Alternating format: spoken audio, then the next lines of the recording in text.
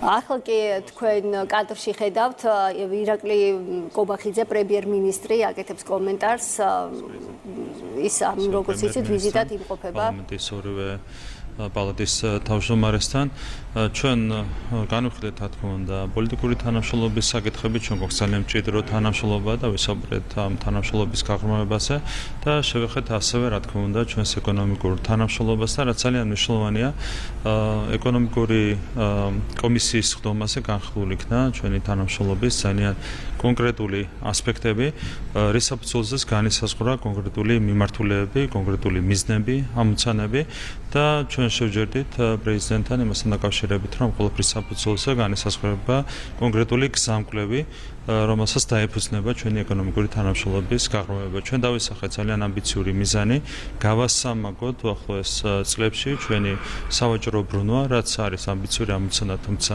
არის აბსოლუტურად მიღწევადი, არის კონკრეტული მიმართულებები, სადაც შესაძლებელია ძალიან სწრაფი ტემპით თანამშრომლობის განვითარება.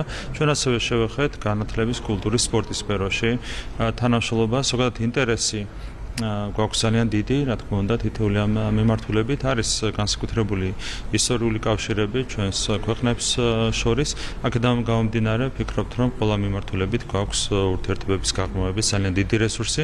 ახლა მთავარია, რომ აღვასრულოთ ის მიზნები, რომლებიც დავისახეთ ამ ორი დღის განმავლობაში. ჩალვა პაპუაშვილმა ვცლად უკვე ბალტიისპირეთის ქვეყნების სანქციებთან დაკავშირებით, მაგრამ კიდევ ერთხელ მინდა გკითხოთ, იმ ფონზე საქართველოს მიერ გაწეული ღვაწლის და პარტნიორობის მაგალითის ფონზე. რამდენად სწორიას გადაწყვეტილება და ამ შემთხვევაში რა мотиваციას ხედავთ თქვენ ამ გადაწყვეტილების მიერ? რა თქმა უნდა, ამ კონკრეტულ გადაწყვეტილებას არ აქვს არავითარი სერიოზული ახსნა. ეს არის უბრალოდ იმის შედეგი, რომ ბალტიისპირეთის ქვეყნების ხელისუფლებები ვერ მოქმედებენ დამოუკიდებლად. ისინი არიან პირდაპირ დამოკიდებული Deep State-ის დავალებებზე, ინსტრუქციებზე, გლობალური ომის პარტიის დავალებებზე და ამ ქვეყნებს აქვთ სამწუხაროდ დაკარგული სუვერენიტეტი. სხვა ახსნა არ შეიძლება მოეძებნოს იმას, რომ ეს ქვეყნები ყოველგვარი საფუძვლის გარეშე უბრალოდ საბებებს იყენებენ ისინი იმისათვის რომ ხელოვნურად გააფუჭონ ურთიერთობები ჩვენს ქვეყანასთან. ისინი არ უფრთხილდებიან იმ ისტორიულ მეგობრობას, რომელიც არის ჩამოყალიბებული საქართველოსა და ესტონეთს შორის, საქართველოსა და ლიტვას შორის, საქართველოსა და ლატვიას შორის არ აინტერესებთ არაფერი, მათ შორის არც საკუთარი ხალხების ინტერესები და ხელოვნურად აფუჭებენ ურთიერთობას ჩვენს ქვეყანასთან და ქართულ ხალხთან. ამას არ აქვს არავითარი რაციონალური ახსნა. ზოგადად ძალიან არასერიოზულია ის ვითარება, რომელიც არის ჩამოყალიბებული ბალტიისპირეთის ქვეყნების ხელისუფლებებში. კონკრეტულ კადრებსაც თუ გადავხედავთ, აღშკარა ხდება, რომ იქ მაინც და მაინც სერიოზულად არ ხდება საკადრო პოლიტიკის წარმოება. ეს არის ძალიან სამწუხარო მოვლენა, თუმცა ჩვენ კიდევ ერთხელ გავუსვამთ ხაზს იმას, რომ რჩებით და დავრჩებით სამხედრო მეგობრობის რეჟიმში ბალტიისპირეთის სამივე ქვეყანასთან. ბატონო ირაკლი, ბალტიისპირეთის სახელმწიფოები იყვნენ იმ სახელმწიფოთა ჩამონათვალში, რომლებიც აკრიტიკებდნენ საქართველოს ხელისუფლებას უცხოური გავლენების გამჭვირვალობის კანონის მიღების გამო. თუმცა დღეს მაგალითად ვნახეთ ინფორმაცია, რომ გერმანიაში ხელისუფლებაში მოსული პარტიები და ახალი კანცლერობის კანდიდატი, რომელიც დაიკავებს ამ თანამდებობას, აპირებს არასამთავრობო ორგანიზაციების დაფინანსების შემოწმებას. როგორ აფასებთ აი ამ გადაწყვეტილებას, როდესაც მსგავსი ტიპის გადაწყვეტილებებს ვისმენთ ქვეყნისგან, რომელიც მათ შორის იყო იმ კრიტიკოსთა შორის, რომელთა პოზიციონირებასაც ვისმენთ. ძალიან საინტერესოდ ვითარდება მოვლენები. თქვენ ხედავთ, რომ ამის ნახევარი მსოფლიო ალაპარაკდა ჩვენი გზავნილებით, ჩვენი მესიჯებით. 3 წელი, რასაც საუბრობდით, იმაზე საუბრობენ ახლა, როგორც ამერიკის შეერთებულ შტატებში, ასევე ევროპის ცალკეულ ქვეყნებში. ხდება რაღაცების გადაფასება, რაც ძალიან მნიშვნელოვანია. მთავარია, რომ საბოლოოდ სწორად დაალაგდეს აღქმები, როგორც ამერიკის შეერთებულ შტატებში, ასევე ევროკავშირის ქვეყნებში. მთავარია, რომ Deep State-ისგან, გლობალური ომის პარტიისგან, მის გავლენებისგან გათავისუფლდეს ყველა ევროპული ქვეყანა, საბოლოოდ გათავისუფლდეს ამერიკის შეერთებული შტატები. ამ შემთხვევაში პრინციპები იქნება დაცული. თუ სხვანაირად განვითარდა მოვლენები, ამ შემთხვევაში კვლავად სერიოზული გამოწვევების წინაშე იქნება ისეთი პრინციპები, როგორც არის სამართლებრივი სახელმწიფო, სამართლის უზენაესობა, დემოკრატია და ასე შემდეგ. Deep State-ის გავლენის პირობებში, გლობალური ომის პარტიის გავლენის პირობებში, თქვენ ხედავდით, რომ ძალიან სერიოზული პრობლემების წინაშე დადგა ეს პრინციპები. იმედი ვიქონიოთ, რომ ის ტენდენცია გაგრძელდება, რომელსაც დღეს ვხედავთ ჩვენ როგორც ამერიკის შეერთებულ შტატებში, ასევე ევროპის ცალკეულ ქვეყნებში. ბატონო პრემიერო, ისვეთთან დაკავშირებით მინდა გკითხოთ, გენერალურმა პროკურატურამ გამოძიების ფარგლებში გამოითხოვა 2024 წლის საპარლამენტო არჩევნების პარალელური დათვლის შედეგები, რომლის გამოქვეყნებაზეც ისვეთი აცხადებდა უარს. ახლა ამბობენ, რომ პივიტის მიაწვდიან პროკურატურას. როგორ აფასებთ ჯერ იმ საკითხს, რომ ამდენი ხნის განმავლობაში მალავდნენ? აბსოლუტურად ლოგიკურია ის, რომ საპარლამენტო არჩევნების გამოძიების ფარგლებში პროკურატურამ მოითხოვა ინფორმაცია პივიტის შესახებ. ალოგიკურია ის, რომ ისვეთი აქამდე მალავდა პარალელური ხმის დათვლის შედეგებს, არავითარი ახსნა და განმარტება ბუნებრივი ამას არ ქონდა. ეს ყველაფერი მეტყველებს ერთ-ერთ რამესზე, ისვეთს ქონდა ერთადერთი დავალება, რომ რამენაირად ეჭქვეშ დაიყენებინა საპარლამენტო არჩევნების შედეგები ყოველგვარი მიზეზის და საფუძვლის გარეშე. იგივე საკეთებდა ეს ორგანიზაცია 2020 წელს, მაშინ მეტიც მათ იგადრეს ის, რომ გააყალბეს თლიანად პარალელური დათვლის შედეგები. ახლა მეორედ იგივე ვეღარ გაბედეს, იმიტომ რომ აზრი აღარ ქონდა ელემენტარულად ამ ყველაფერს, თუმცა გააყალბების მაგივრად გაუყალბებელი პივიტი აღარ გამოაქვეყნეს. აქედან ყველაფერი ნათელია, ხო, ყველაფერი დევს ხელის გულზე. ისვეთი არის ორგანიზაცია, რომელიც მოქმედებდა მთელი ამ დროის განმავლობაში ისეთი ძალების დაკვეთით, რომლებსაც არ ქონდათ კეთილი ზრახვები საქართველოს მიმართ. ამის შედეგი იყო თავის როლზე პარალელური დათვლის შედეგების გაყალბება და შემდეგ მათი არ გამოქვეყნება. რა თქმა უნდა, პროკურატურა უნდა დაინტერესდეს. მეტიც მე მგონია, რომ არა მარტო 2024 წლის დათვლის შედეგებით, არამედ 2020 წლის დათვლის შედეგებით უნდა დაინტერესდეს პროკურატურა პირველ რიგში, იმიტომ რომ იქ მგონია, რომ ბევრი საინტერესო დეტალი შეიძლება გაირკვეს შესაძლო დანაშაულთან დაკავშირებით. ტრამპთან დაკავშირებით მინდა გკითხოთ, მან ხელი მოაწერა აღმასრულებელ განკარგულებას სიკვდილის დასჯასთან დაკავშირებით იმ ადამიანების მიმართ, ვინც მოკლავს საპოლიციო ოფიცერს. იმის ფონზე, როდესაც გარკვეული ჯგუფები, მათ შორის ევროპელი ბიუროკრატებიც ჩვენს ქვეყანაში ამართლებენ, ახალისებენ მსგავს დანაშაულებს პოლიციელზე თავდასხმებს, რამდენად სამართლიანი არის ეს დამოკიდებულება. ზოგადად თქვენ იცით, რომ სიკვდილის დასჯის მიმართ ჩვენ გვაქვს ზოგადად განსხვავებული დამოკიდებულება, თუმცა თავისთავად, როდესაც საქმე ეხება პოლიციელებსა თავდასხმას და პოლიციაზე თავდასხმას, იქ კანონმდებლობის გამკაცრებას ალტერნატივა არ აქვს. თქვენ ხედავდით, რომ საქართველოში კონკრეტული ძალები, არაკეთილმოსურნეები ცდილობდნენ სწორედ პირველ რიგში სამართალდამცავ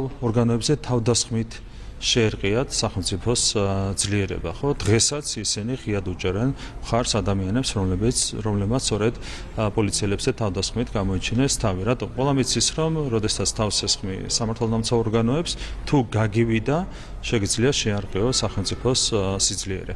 რა თქმა უნდა, ჩვენ ეს არ უნდა დავუშვათ, ჩვენ ქვეყანაში გვაქვს განსხვავებული სანქციები, მაგრამ ზოგადად სიმკაცრეს ამ სფეროში არ აქვს ალტერნატივა, თუ ვინმე შეძლებს შეარყიო სამართალდამცავი სტრუქტურები, ძალიან მარტივად შეძლებს სახელმწიფოს ძლიერების შერყევასაც, ამას ჩვენ ვერ დავუშვებთ. შესაბამისად, მიმართულება სწორია, უბრალოდ ჩვენ რა თქმა უნდა სხვა ტიპის სანქციები უნდა გამოვიყენოთ იმისათვის, რომ დაუპირისპირდეთ სახელმწიფოს ძლიერების შერყევის ნებისმიერ ცდელობას. კიდევ ბევრი ინიციატივა მოვისმინეთ ტრამპთან დაკავშირებით.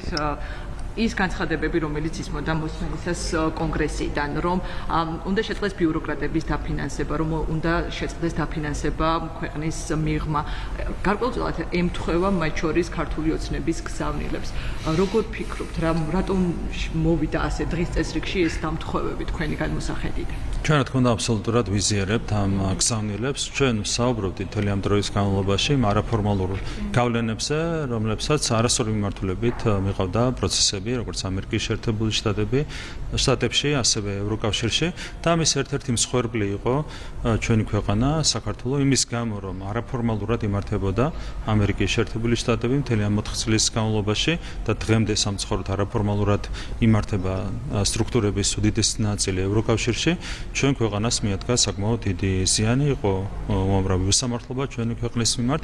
რა თქმა უნდა, უნდა გაიწმინდოს ნებისმიერი სახელმწიფო სტრუქტურები, არაფორმალური გავლენებისგან, მხოლოდ ასეთ შემთხვევაში შეიძლება იყოს უზრუნველყოფილი სამართლიანობა, მათ შორის ჩვენი ქვეყნის მიმართ. აქედან გამომდინარე, ჩვენთვის აბსოლუტურად მისაღები და მისასალმებელია ის გზავნილები, რომელიც მოვისმინეთ პრეზიდენტ ტრამპის მხრიდან. ტრამპის განცხადებებს და გადაწყვეტილებებს გავაგრძელებთ, მე თუ შეიძლება დონალდ ტრამპმა განაცხადა, რომ მის წინააღმდეგ პროტესტი დაფინანსებულია ეგრეთ წოდებული ფასიანი პრობლემების შემქმნელების მხრიდან, ასევე დონალდ ტრამპის გადაწყვეტილებით ის უნივერსიტეტები, სადაც საპროტესტო აქციები გაიმართება, სახელმწიფო დაფინანსებას დაკარგავენ, ასევე იკრძალება ნიღბების დარება. ამ გადაწყვეტილებებს როგორ აფასებთ პირველ რიგში და რა პარალელებს ხედავთ საქართველოს? მე მგონია, რომ პრეზიდენტის განცხადებაც არის აბსოლუტურად ლოგიკური, მით უმეტეს, რომ ხელწერა არის ზუსტად იდენტური ხელწერით არის დაორგანიზებული პროტესტი, როგორც ამერიკის შეერთებულ შტატებში პრეზიდენტ ტრამპის და მისი ადმინისტრაციის წინააღმდეგ, ასევე საქართველოში მოქმედი ხელისუფლების წინააღმდეგ. ეს თანხმდრა ხელწერაში, რა თქმა უნდა, არის იმის მორიგი დასტური, რომ ყველაფერი იმართება ერთი ხელიდან და ამ ერთხელს ეწოდება Deep State, იგივე გლობალური ომის პარტია. რა თქმა უნდა, ყველა სახელმწიფოს ინტერესია, რომ გათავისუფლდეს ასეთი არაფორმალური გავლენებისგან, ასეთი მცდელობებისგან, რომელიც არის მიმართული სახელმწიფოს ძლიერების, სხვადასხვა სახელმწიფოს ძლიერების შერყევისკენ. ეს არის ჩვენი ინტერესიც და მოხარულია, რომ დღეს უკვე ჩვენს ინტერესებს ემთხვევა ამერიკის შეერთებული შტატების მოქმედი ადმინისტრაციის ინტერესები. პრემიერო, გითხავთ ოპოზიციის გადაწყვეტილებაზე იმ პარტიებმა, რომლებმაც გადააყენეს ბარიერი საპარლამენტო არჩევნების დროს, ახლა ამბობენ, რომ არ მიიღებენ მონაწილეობას თვითმმართველობის არჩევნებში. ეს არის ის ამბავი, რომელმაც ურად გაყო ოპოზიციაშიც აზრი, ნაწილი არაპირებს მიიღოს მონაწილეობა. ამ გადაწყვეტილებას როგორ აფასებთ და რა მოლოდინი გაქვთ ამ ყოველთვის? მე მგონია, რომ ისინი ძალიან კარგად აფასებენ საკუთარ რეიტინგებს, რომელიც არის კიდევ უფრო მეტად შემცირებული საპარლამენტო არჩევნების შემდეგ, იმდენად დააზიანეს საკუთარი თავი, უпроსორად მათ კი არ დააზიანეს საკუთარი თავი და საკუთარი ინტერესები, მათმა პატრონებმა, დამკვეთებმა დააზიანეს მათი ინტერესები. ისე დაკვეთებს იღებდნენ გარედან, რომ ამით მათ მიიღეს გამოუსწორებელი ზიანი. შესაბამისად, დღეს ამ რადიკალური ოპოზიციური პარტიების რეიტინგი არის კიდევ უფრო მეტად შემცირებული და ადგილობრივი თვითმმართველობის არჩევნებში მათ არ აქვთ არავითარი შანსი, რომ რაიმე წარმატებას მიაღწიონ რომელიმე მუნიციპალიტეტში, რომელიმე მერის არჩევნებში, ან რომელიმე საკრებულოს არჩევნებში. აქედან გამომდინარე, პრინციპში ამ შემთხვევაში უკვე ლოგიკურია მათი გადაწყვეტილება, თუ პარლამენტში არ შემოსვლით მათ საკუთარ თავს მიაყენეს სიმედართმა, ამ შემთხვევაში არავითარი აზრი არ აქვს მათ მონაწილეობას ადგილობრივი თვითმმართველობის არჩევნებში და ამ პოლიტიკური ნაბიჯით შეიძლება თავი დაიძრუნონ მორიგი მძიმე მარცხისგან. თუმცა ეს არის საბოლოო ჯამში მათი გადასაწყვეტი, მიიღებენ თუ არ მიიღებენ მონაწილეობას არჩევნებში, ასეც და ისეც ისინი არიან განწირული ძალიან მძიმე მარცხისთვის. ჩვენ ვაპირებთ ყველა მუნიციპალიტეტში მერის არჩევნების მოგებას და ყველა მუნიციპალიტეტში 64 მუნიციპალიტეტში საკრებულოს არჩევნების მოგებას. სანქციების შემდეგ უკრაინის სპორტის მინისტრის გადაწყვეტილებასთან დაკავშირებით ჩვენ გუშინ ვნახეთ, რომ მან კალაძეს ჩამოართვა ის ტიტული, რომელიც ათწლეულების განმავლობაში ჰქონდა, ასევე ქრონიკის მიერ მოპოვებული ინფორმაციით ვიგებთ, რომ სპორტის მინისტრის ოჯახის წევრი გასამართლებული იყო რუსეთის არმიის მომარაგებაში. როგორ შეაფასებთ თქვენ ამ ფაქტს? აქაც ხედავთ ძალიან ღიად ორმაგ სტანდარტებს.